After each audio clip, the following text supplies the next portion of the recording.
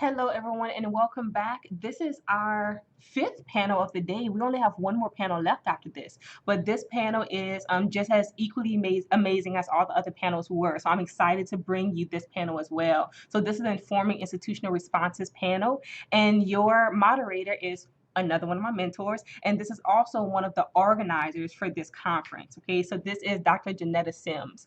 Dr. Janetta Sims is at the University of Central Oklahoma, where she serves as Dean of the Jackson College of Graduate Studies, Executive Director of the University College, and a tenured professor.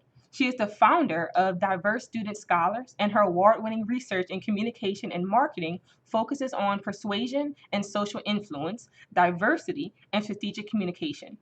Her new book to help individuals and organizations seeking to advance change in race relations is slated to be released within the year.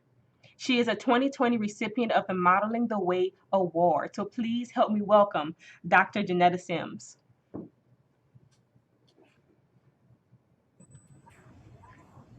Thanks so much, Ms. Jasmine, or shall I say Dr. Austin. I'm greatly appreciative to you for all you've done in coordinating. I know, flip the hair, it's very well deserved.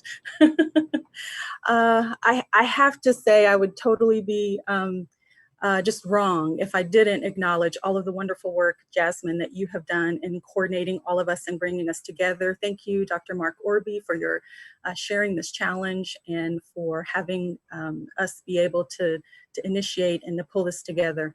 You know, sometimes we have to stand in the way, involve other people, hold them up. And so please know to the two of you, Ron Jackson, you included, that working and organizing and helping and assisting with this has been completely my privilege. And I have thoroughly enjoyed holding you up, supporting you in the wonderful work, Jasmine, that you've done. And thank you for organizing this group of us that you call academic rock stars. We owe you a debt of gratitude to helping us respond to this hashtag scholar strike in this way.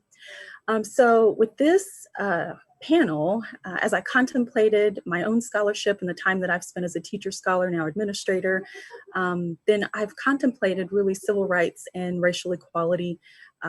And my mind shifts, being from Oklahoma, in two directions. One is the phenomenal Clara Luper and the work that she did in launching sit-ins from Oklahoma City with youth here from the state of Oklahoma. And the other is the Tulsa Race Riots of 1921.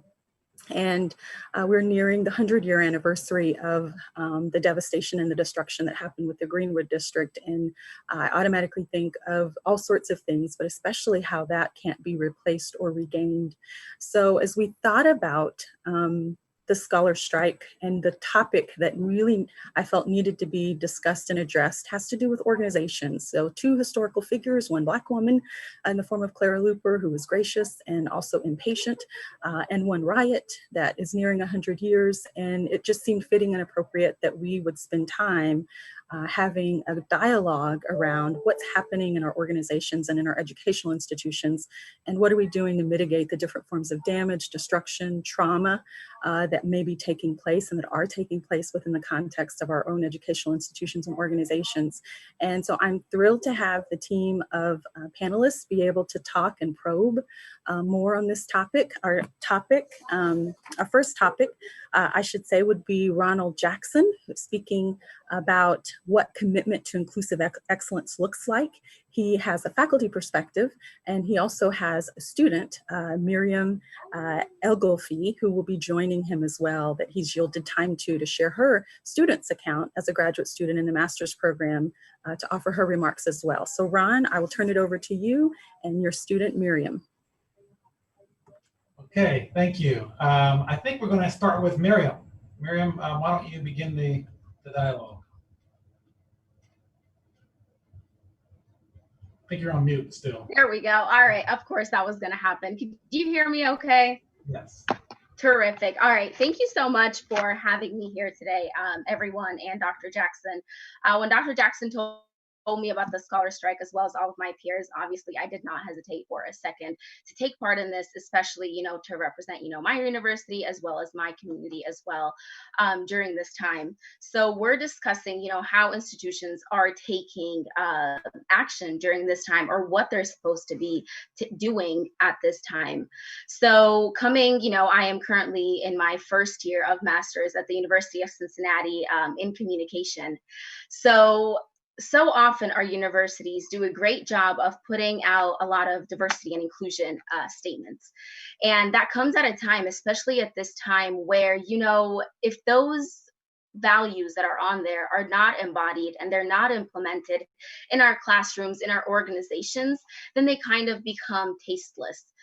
During these past few months, when everything has been happening with the killing of George Floyd and others after that has been happening, students have been struggling, and students have been struggling a lot. Part of my master's, I teach public speaking and business communication classes.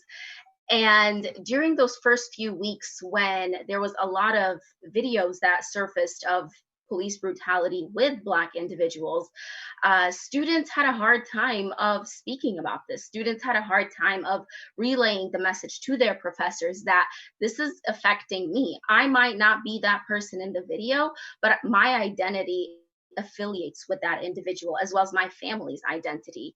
And what a lot of students got was maybe just not understanding, or, okay, you can get, a week's worth of extension.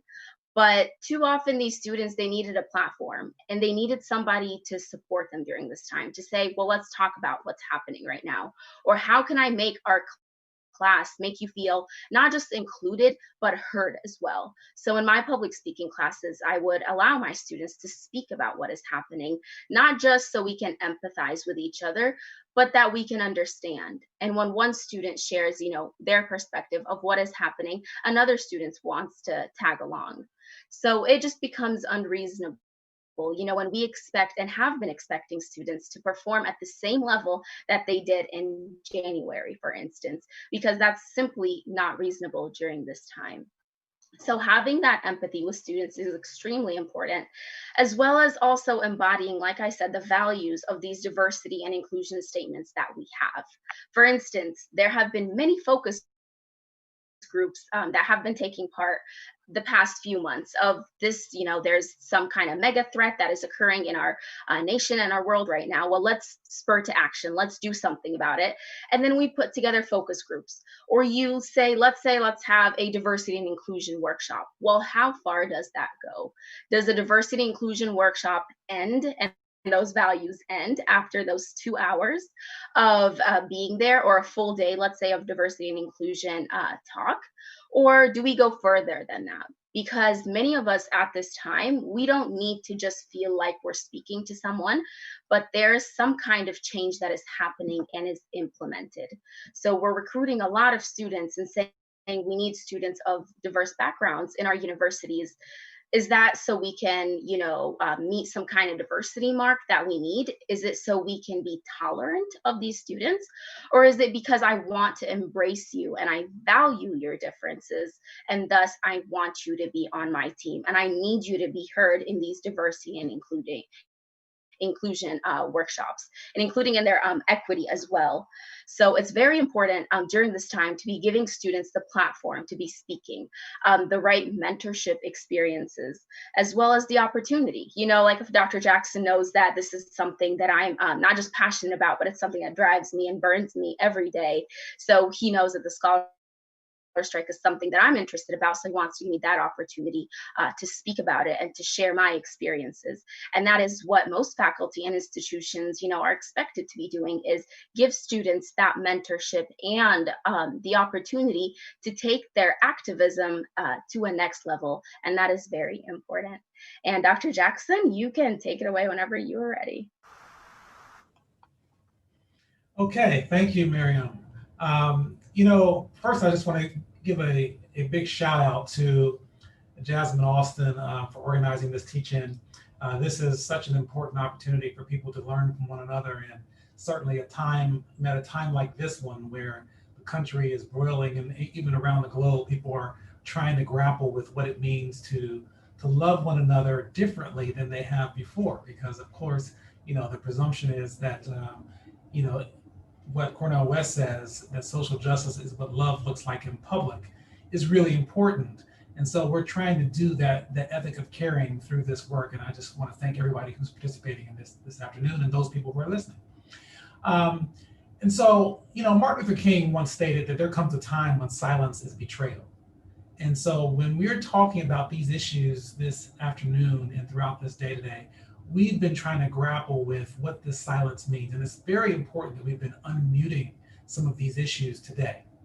And so I want to kind of take the balance of the time to talk about three basic things. First, what's the big fuss about? Second, what can academic institutions do? And third, what can individuals do?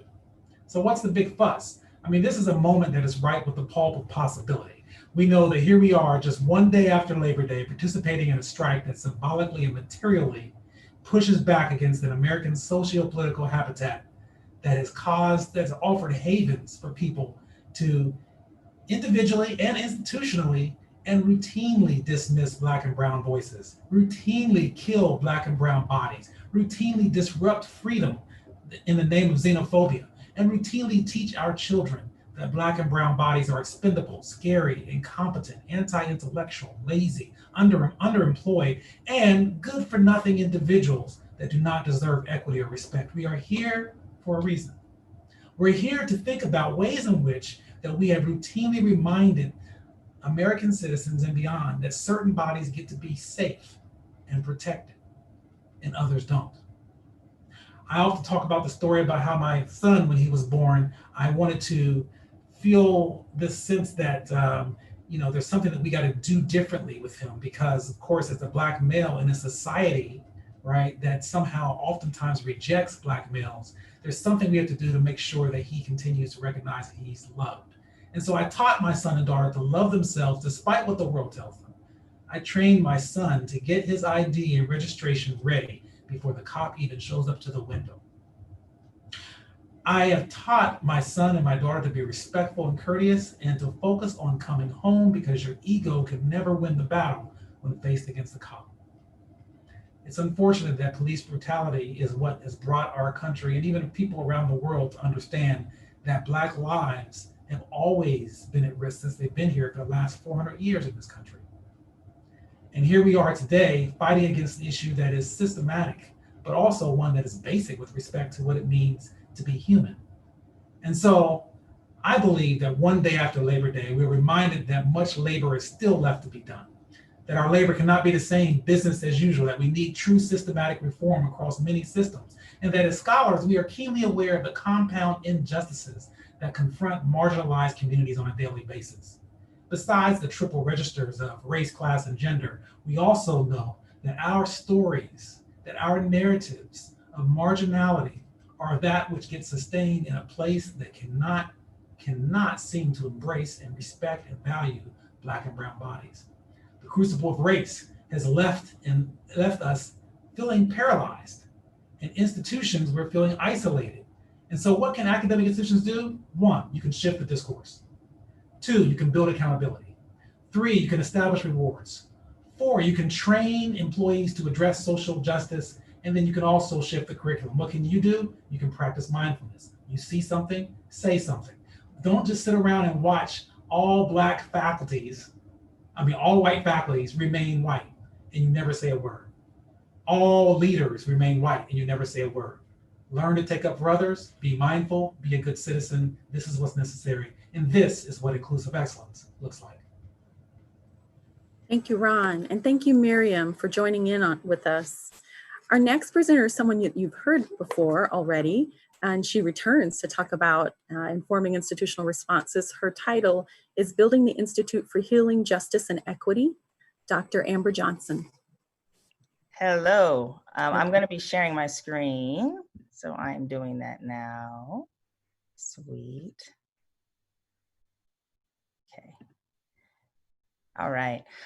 So the Institute for Healing, Justice, and Equity, Building Institutional Power Within Academic Institutions. So yes, I'm Dr. Amber Johnson. I'm an associate professor at St. Louis University and founder of the Justice Fleet and co-founder of the Institute for Healing, Justice, and Equity. So the Institute for Healing, Justice, and Equity, just a little bit of background. We are 4 faculty members. I'll go forward a little bit. That's what we look like right there, who came together because we had an idea. We wanted to talk about ways that we could leverage institutional resources to actually create systemic change in our communities. And so we asked the question, how do we eliminate disparities caused by systemic oppression? And essentially what we are looking at is equity and policy. So what are the policies that create inequities, and what new policies can we create to create more equity? But also healing justice. We have to heal from systemic inequities, right, from the long history of them, as we are fighting current contemporary inequities, and as we are building to change the system, right? Because if we're not healing from those things, we risk repeating them. And then community research ethics. All too often, people like us, academics, go into communities and we steal intellectual property without any benefit to those communities. So we have to be honest about that. What does it mean to do community work in ways that are beneficial to communities, right? In ways that uplift them and leave them with more capacity versus less capacity. And so we do that with curation and dissemination. So we're curating what community already knows and disseminating that widely. We have to change systems, not just interpersonal interactions. We have to create new knowledge, right? That requires imagination. And we have to be innovative, right? And so we do that in this web of community capacity building, training, research, and policy change. And so what I want to sort of talk about today is some of the work that we're doing and what it means to create institutional leverage. So again, this is us. I don't know how often you've seen an institute that has 4 Black people spearheading it, but that's what we're doing. So our big area of work is a pipeline to humanizing equity, right? So equity is a big conversation right now. We're shifting away from diversity and inclusion. And so what we're looking at is survey research to understand what leads to policy change. Radical imagination, so helping people think beyond our current constraints and start to understand whether or not the community's vision for an equitable space aligns with what governments are actually doing. Ethnographic case studies to see how all these different policies actually change people's lives on the ground, right? How they impact lived experience. Using data to privilege the voices of those who are most impacted by systemic, institutional, and interpersonal oppression, right? So highlight their solutions. Humanizing equity means that the people most impacted by a problem become the face of the solution, not the face of the problem, right? And then attach a narrative and a body to the people that are already doing this work around healing and sustainable change. Leverage our resources in order to uplift their struggles. And so we've gotten grants to do this work from the Robert Wood Johnson Foundation. We're writing more grants every day, it seems, to do this work. It's really important. But how does it come together? How did we build this thing, right? Because again, how often do you see institutions uplift 4 Black professors to do this kind of really deep equity work? So the first thing, we found accomplices. So we had to find people in our institution who aligned with our vision, right? So find your friends. Find your friends who are going to lift you up. Find your friends who you don't have to explain how or why we got to where we are because they get it already. Find those people and make them your accomplices. Number 2, create visibility. So all of the projects that you're engaging in, if you are attempting to do this work, should also attempt to do that work, right? So the more work that you do and the more visible that work is, the more you start to sort of build like a snowball, right? So create visibility by doing this work constantly. Dream big. When we wrote our mission statement, which was to eliminate disparities caused by systemic injustice, one of the people, our former provost, who was a part of the group that would either say yes to this institute or no, literally said, why are you trying to do something that's pretty much impossible? And to that we responded, and I'm going to age myself, with Donnie Simpson's quote from Midnight Love back in the 80s. He used to close it every night. He said, what do you say, reach for the moon? And even if you fail, you'll still be amongst the stars. And we told him, like, the people who cured polio didn't go in with the idea that they're just going to lessen the severity of polio, right? Like they said, no, we're going to cure this. Well, we want to eliminate disparities. You dream big and then double down. When they tell you, well, you can't do that. Yes, we can. We're already doing it. They told us our research was too ambitious. Our mission statement was too ambitious. And we doubled down and we said, no, people's lives are at stake. We cannot afford to not be ambitious.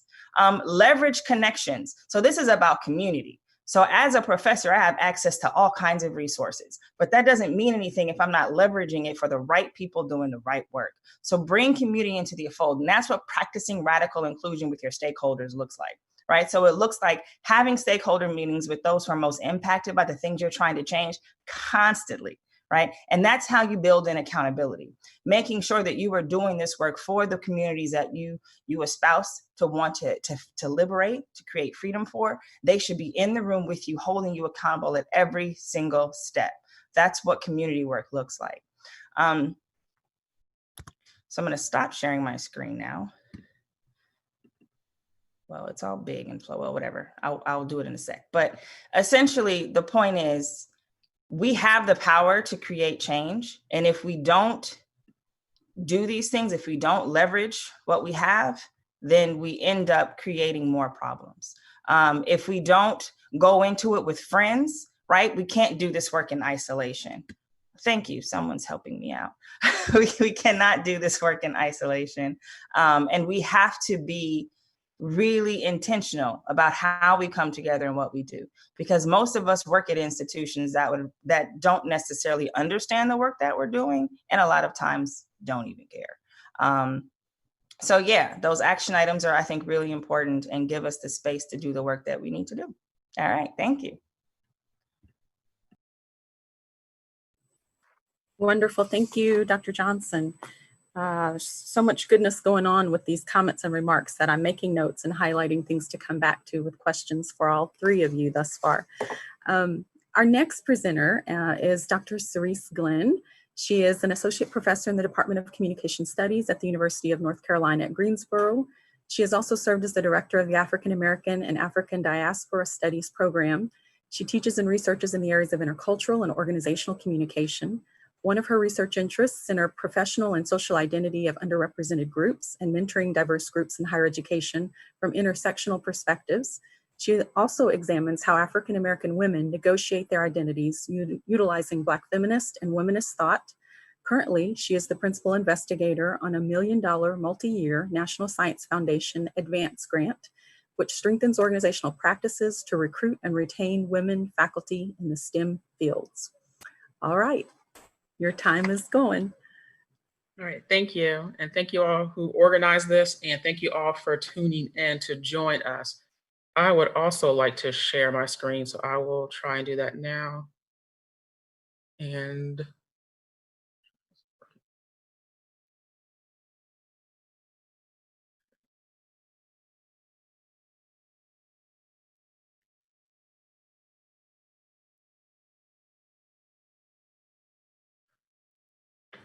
so part of what I would like to talk about today is how we engage institutional change through allyship. And I'll start by saying with allies that is one of those terms that can mean a lot of things. So it can incorporate advocacy, accomplices, sponsors. But what I'd like to start with as far as the definition is the practice of emphasizing social justice, inclusion, and human rights by members of an in-group to advance interests of a marginalized group or an out-group. The second definition I'll pull from is part of anti-oppression and anti-racist conversations, which puts into use social justice theories and ideas. So part of why I'm pulling from these two definitions is, yes, it takes sharing privilege and power, but it also takes conversations and then acting on those conversations to implement change. So the importance is to have the conversations, but also to move that to change that's going to be sustainable over time. Some of us have been in places and in institutions where things will happen and we'll have these calls, and then people will be energized, and then after a while it seems like it's fading out. What needs to happen is for the work that we do to be embedded in organizational culture and in our institutional practices. So if you want to follow along with where I am, I'm on natcom.org. They have NCA has an anti-racism resource bank. And for those of you who aren't in communication, it's the National Communication Association.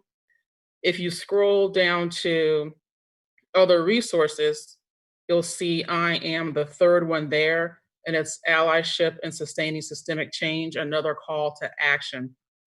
This is based on what I wrote in response to what was happening in the summer with the protest, but also in response to some of these statements. The statements matter and are important, but some of the statements I saw were these big, abstract, grandiose statements about how we combat racism, but there really isn't much engagement with how that's a systemic and institutional issue that needs to be incorporated into analyses of the problems. So I urge people to become an ally, or an advocate for systemic change. And this will touch on comments that have been made by previous presenters. But one is that your silence hurts, raise your voice. You have to do something and say something when you see something that's going on that's wrong. And I'll quote Dr. King as well, that says, "In the end, we will remember not the words of our enemies, but the silence of our friends." When you're in a faculty meeting or any group setting, if you hear a sexist or racist comment, to speak up. Same thing if you witness a microaggression, to address it. Because if you don't, what we as faculty of color hear is that you may think Black lives matter, but not more than your own feelings of discomfort. Empathy matters, but what we want is an explicit articulation of allyship. So sometimes what happens in just a variety of meetings, from department meetings to committee meetings, or just faculty meetings in general, are people will send me, and my colleagues have gotten these, a text message saying, "Hey, that wasn't very cool," or that sounded kind of sexist or racist. What do you think? That's not as helpful had you been an advocate in the actual meeting when the discourse first arose. So advocating doesn't have to look combative, but we ask to question with curiosity. So when you say this, what does that mean? Also, it's important in these everyday discourses and conversations to acknowledge, affirm, and appreciate diverse perspectives that are being quickly dismissed. That can be something simple as well, as saying, "I think so-and-so had the floor," or "Please let this person finish, I think you cut her off." That has happened to me and many people in faculty meetings. Other things that are important for allies to do is to help set the tone for faculty meetings. Some are open where you can have an agenda. We had an issue, like many other places, where some faculty were calling the campus police on, quote, disruptive students. And those disruptive students were more likely Black males. There's ways to engage our campus police, and then there's times when there's other ways you can engage, quote, disruption in the classroom. We have an office that deals with that. So you don't even have to do the training. They're willing to come into a faculty meeting to show you how to deal with that. That maybe calling the police is not the first line of action. They're also willing to come into classrooms to have this conversation collectively. But when more of us speak up about it, the more it affirms this voice of inclusivity and says it matters. The silence, again, does nothing. If it's just me or the other faculty member of color saying it, then people will dismiss it. But if enough of us ask for it to get on the agenda, it'll be important and it'll lead to action, which I'll get to a little later. The other thing I'll mention is for allies to actively take steps to learn about systemic racism, and then to actively be a part of sharing that information and being part of the solution. So what has happened with this particular piece, I posted about this on social media as well, is that when people are trying to learn about others' marginalizing experiences, asking people directly can actually be traumatic for us. You're making us relive something that we've been through, which sometimes that needs to happen, but in other times it doesn't. You can learn about social injustices and marginalization that may be new to you through engaging resources. And for those of us who tend to be the few people that get called on repeatedly for these resources, is to find allies to work with and to support these resources in ways that you're not the one who's keeping it up to date. So I'll link to what happens at our university, which there's a Black Lives Matter page. And I've been asked to submit resources, which I do. Others have as well. But they are the ones who actually maintain and update this page. So I also say some of us are in a situation where we're looking at budget cuts. So if you can be an advocate or ally for your libraries, they are an excellent resource. for them. They have resources for reading, and anybody can access this that matter. There's some of them I've recommended, some others have recommended that you can scroll through on your own, that these are books people can read. If you're trying to find resources for in the classroom, there's movies you can show or stream to the students. You may have to have a login for our university, but you can probably request them at their own. So ways that allies can help get these resources available is to request them. We are unfortunately in an environment where the more people request things, the more it's likely it's going to get funded, and we can pay for the rights to stream movies. If only 1 or 2 people do it, it won't seem as important. So even if you don't show the movie, let's say Selma in your classroom, I do, if you request it as well, or say, yes, this is a resource we need, or if the department says we need this resource, then it's available for those of us to use with the classroom and the students. There's also podcasts that anybody can watch. You don't need to have a login for this one. Most of us, or maybe not most, some of us are having to teach and make that quick pivot to teaching online. These link very easily into Canvas or other learning management systems like Blackboard, where you can have students watch these podcasts or other videos or listening to them, and they can pay attention to them in their own time and space, and then maybe engage those later. I'll go back to the article I wrote. So those are the active steps. And part of what I'll do tomorrow in the second part of the Scholar Strike is to pull together some of the resources I'm getting today and that I've seen posted in other sites for Scholar Strike and send them to the library so they're updated and housed there. Part of what it takes to work with allies and to be an ally or advocate for others is to be courageous and actively take those larger steps, which means you have to support and engage the work that needs to be done actively and with real commitment. And those can be formal and informal groups. I mentioned faculty meetings, which tend to be more informal, but other things faculty can do are to engage in service. We all have to do it as part of our commitment to the university, as part of our jobs, but certain committees are the ones that people jump up to do. Certain ones have a harder time getting members. One that's had a harder time getting members is the committee that works with campus police. They need our voices to be there to say, this is how we can engage or we can correct or support relationships with students on our campuses. And they need to hear that voice. Also, this has led to a group of people who are working on how our university responds to calls, and that maybe the campus police aren't the first person that should be called. Maybe other resources should be called in different situations. So that group consists of, I believe, students, faculty, and administrators. Diversity committees, I'll say a little bit about in terms of, I'm to a place where when I serve on committees, I ask what the definition of the committee is and what's the work you want us to do. I'm in a place where diversity in and of itself is not something I'm really going to commit that much of my time to unless it comes with steps for equity and inclusion. Those matter. Some of us who've been doing this work for a long time have found ourselves in positions where the diversity looks more like tokenizing, and we want to be included in ways that are inclusive and also to advocate for others. The last piece I'll speak on is about, sometimes this speaks to Amber's point, you may have to fundraise and write grants to bring in your own projects and your own money. We've had to do that with our NSF grant. Our grant focuses on gender equity, but particularly for women of color from intersectional perspectives.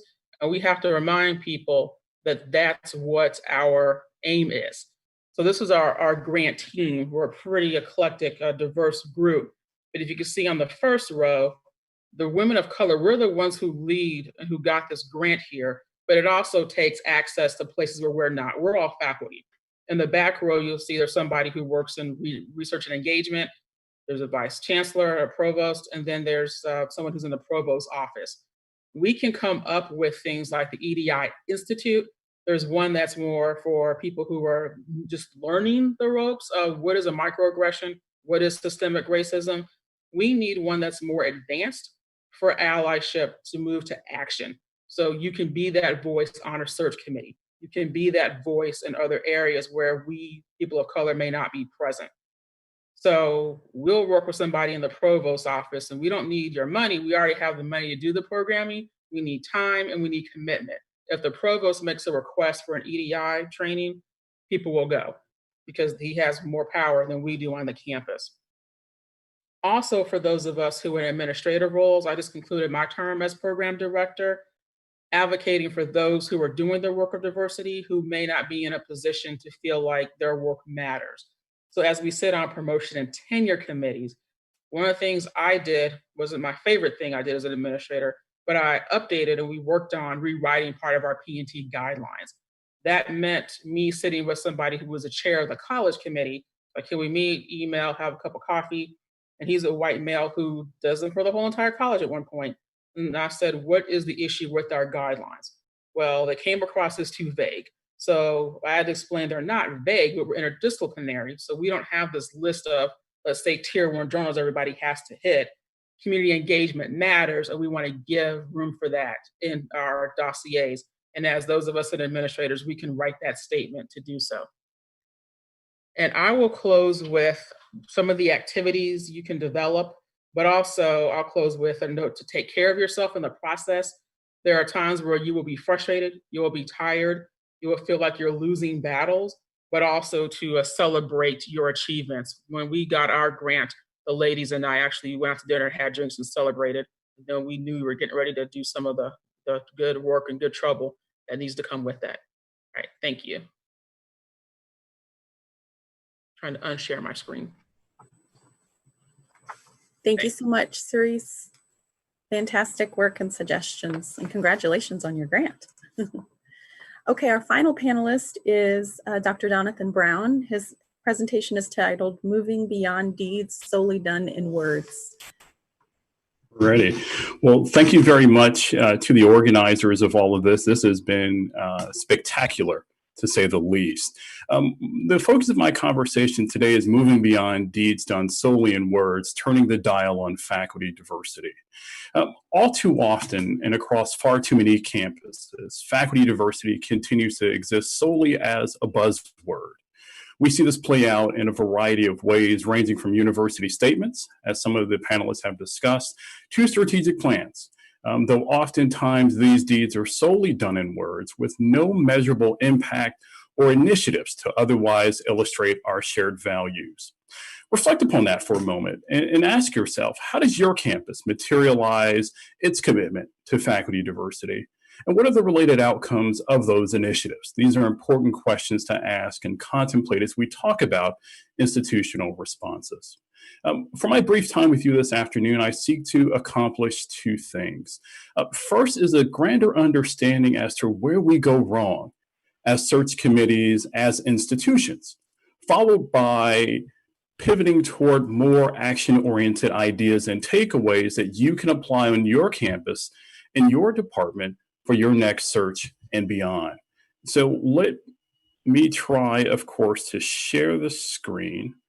And so far, technology is on my side. So let me take advantage of that. All right. So as you can see, one of the first things that we're talking about, as I mentioned to you before, is turning the dial on faculty diversity. And all too often, being an administrator and a member of the faculty, we hear so many questions about what does that look like? Where do we fail? What are some of the pitfalls you can point out for us to raise our level of consciousness and familiarity? And so I want to take that opportunity to dive directly in what I'm calling in support of, air quotes, faculty diversity. Reaffirming our institutional values around diversity, equity, and inclusion is, again, extremely common. But oftentimes we fail to materialize those efforts and those values. Do we measure? Do we assess? What exactly does that look like? For many of us, we see that this work, this very important work, is only siloed to the divisions of diversity, equity, and inclusion, or such related offices on campuses. And along the lines of faculty recruitment roles, or in this case, woes, There are far too many examples for me to include within this time this afternoon, but here's one I'm always keen upon seeing and hearing over and over again, because it really exposes us to really sort of deep divides within our knowledge of thinking that obviously has an impact on execution. We are not insert random metro area, therefore we cannot seek or expect a diverse applicant pool. I've heard this over and over again when we think about executing an inclusive faculty search, right? It's almost as if we are engaging on a failed mission before we begin to some individuals because of our geographic area, right? The understanding here is that if we talk about African Americans, for example, we only prefer large metropolitan areas. Anything short of that, of course, is a problem. But even some of my colleagues in larger metropolitan areas oftentimes reflect upon hearing this same phrase. Well, we're not Houston, we're Chicago. We're not Seattle, we're Washington, D.C. And of course, this is the shifting of the conversation through and through. Building upon a compromised institutional and cultural foundation really seeks to talk about ways in which oftentimes we build upon compromised structures, right? And so I'll talk about this a little bit more on the second slide, but essentially it looks at ways in which we bring in faculty of color to departments, to climates, to cultures that are inextricably toxic in its very nature. Right. And so we need to think about ways in which we can combat that I'll talk about again in the next slide. This candidate is simply not a good fit. Oftentimes we hear that, and that needs to be understood for what it is. A racist dog whistle that looks toward the deselection, oftentimes of women and faculty of color, particularly of their research area, is along the lines of gender, race, sexual orientation, or otherwise. And so those are some key variables to keep in mind. Nowadays, you'll see that we are very recruitment heavy, maybe, but retention not so much. And for these conversations, it is important to realize that retention begins the moment an individual joins your institution. Because of course, at the end, if we wait on other related retention matters, then retention typically kicks in at the sign of a counteroffer, but we need to be more proactive than that. So as we think about taking a global perspective on institutional responses, I wanted to just illustrate a few, and I do mean a very few instances and examples of where we go wrong as search committees and as institutions. Failing to develop, sustain structures and climates that are welcoming and inclusive, but also failing to recognize dog whistles when we see and hear them performed within search committee meetings and beyond. Now let's turn the dial a bit. Let's talk about takeaways, things in which you can materialize on your campus. First and foremost, think about ways in which you can develop a faculty recruitment plan. It is exactly as it sounds. Who and where will you engage potential applicants? Right? What's the overall blueprint of how your recruitment will unfold and why? It's very important for us to push for the answer of why. Why is this recruitment effort by which you designed impactful? Talk to me about the ways in which you as a search committee have come to terms with your plan. Another thing, of course, is think about your search committee. Does it really represent the diversity you seek to attract? Now, this is a double-edged conundrum here because oftentimes we are tapping the same people of color over and over again for search committees. There are other models in which I would certainly recommend individuals to think about, whereas a faculty search advocate model, where we include graduate students, where we include undergraduate students, and others to partake in this work as well. Before I transition, let me just say one thing. And when we think about faculty diversity and recruitment, it's very, very critical to talk about a pipeline. Now, you hear this term used over and over and over again, and let me say this very clearly. The pipeline, when we think about faculty recruiting, should not be engaged when we're solely recruiting. In other words, cultivation of the pipeline must be diachronic, must be across time to build relationships with people and institutions. When you think about putting a search plan together, one question I always ask search committees is whether or not you're tapping into our many great historically Black colleges and universities, our Hispanic serving institutions, our Indigenous serving institutions, and others. Are they included within your faculty recruitment plan? If not, why?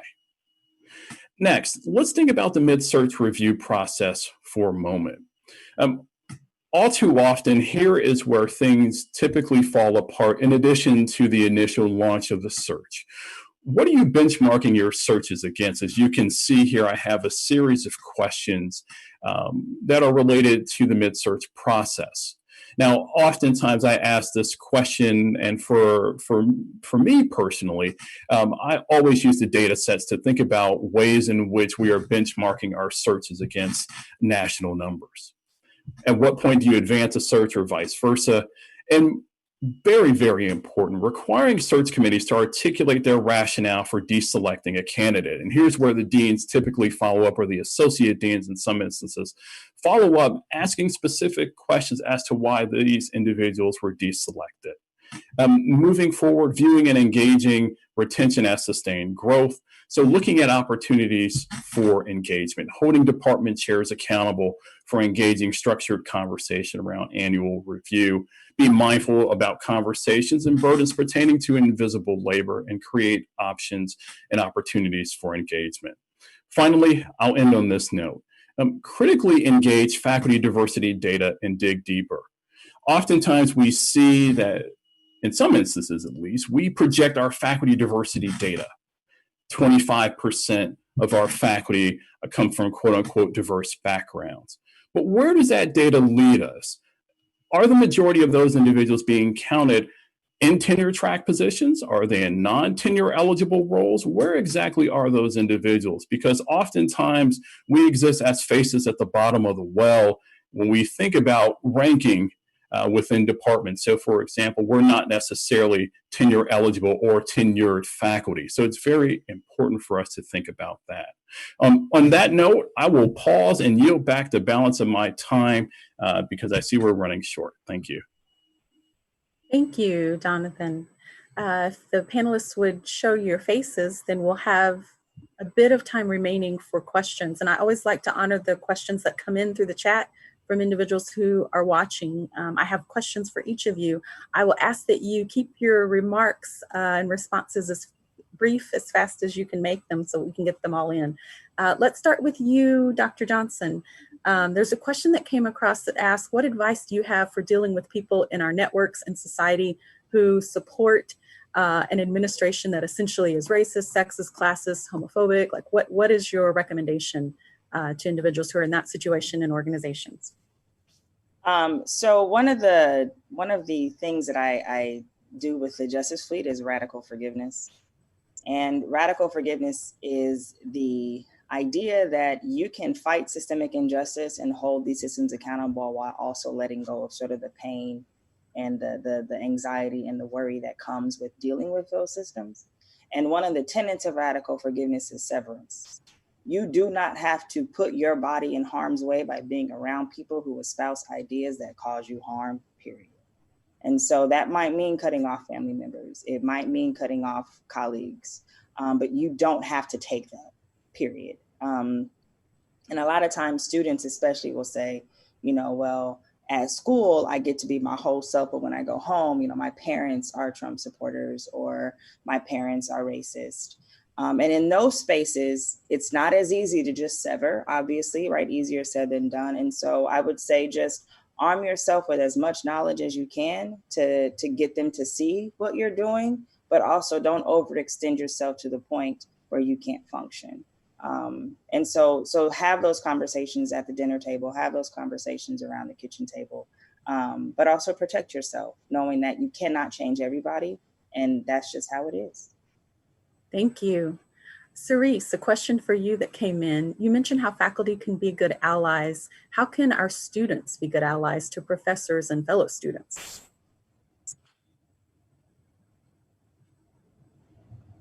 Can you repeat that one more time, please? Sure. You mentioned how faculty can be good allies. What about students? How can students be good allies to faculty and to their fellow students? I think for students to be allies for their fellow students, on most campuses, I would hope that there's like an Office of Intercultural Engagement or Student Affairs that would have good resources and programming for that. So for ours, we have a group of students who are trained to lead other students in conversations that we're having. So it'll be students who will go in and they can visit classes or they can do activities or events. And that would be a good way to learn how to support students. And through organizations, there's a local chapter of the NAACP. I've given talks to visit them. We have a Black Student Union. And we, as faculty, we have a conference every year we do on Black History Month where we sometimes bring the students together so they can have these conversations and do different types of fairs.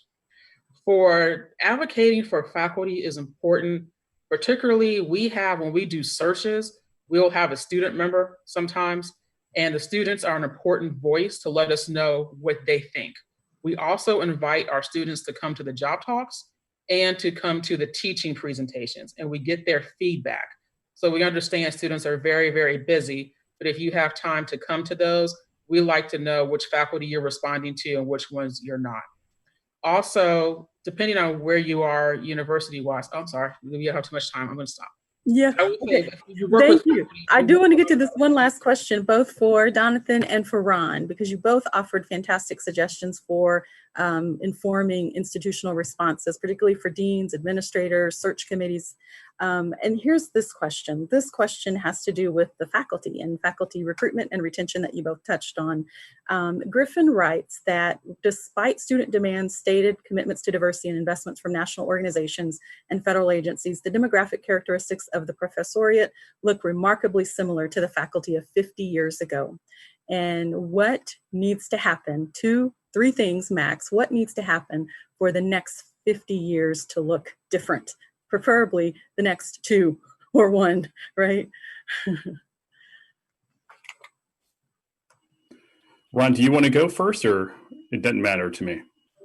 Okay. So I'll just give one thing here in the interest of time, and I'm very, very much really an advocate of intentional initiatives. So, for example, pipeline programs that would bring individuals to campus to do a year residency, individuals who are at their ABD stage, because at that point you're introducing them to life as a faculty member while also allowing them to complete their dissertation. And quite frankly, you have first crack at any individual that comes through your door if you approach that in an intentional manner. And so the pipeline programs are very important, but they must materialize our intentions by way of initiative. So I'll yield to Ron on that. Thank you. Ron? I think that, widespread systematic change only happens when people's attitudes change. I think that change has to happen if it's demanded from the top and it's also demanded from the bottom. And so I think that it really makes a difference when faculty speak up about these issues, when students speak up about these issues.